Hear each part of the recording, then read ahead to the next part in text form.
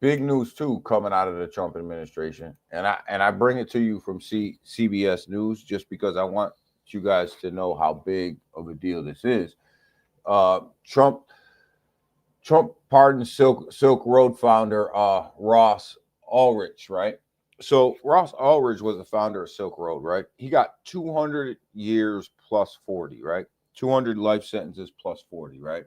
Huge news here, right? So he pardons him, lets him go, pardons him, which I totally agree with, man. And we owe Russ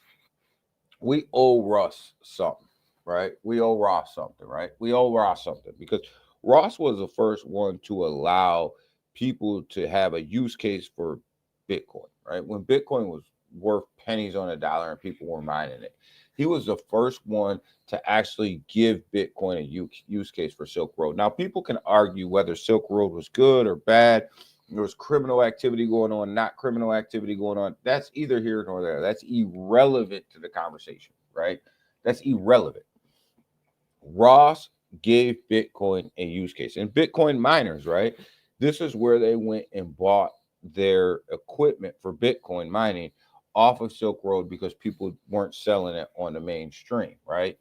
So they gave this man 200 years plus 40. Yeah, he set up, he was going to whack somebody, you know, and he set that up and he was setting that up and all, whatever, man. It is what it is, right? But 200 years plus 40 is crazy, which means the man would have had to die twice, then come back and serve another 40 years in prison before he was actually able to come out.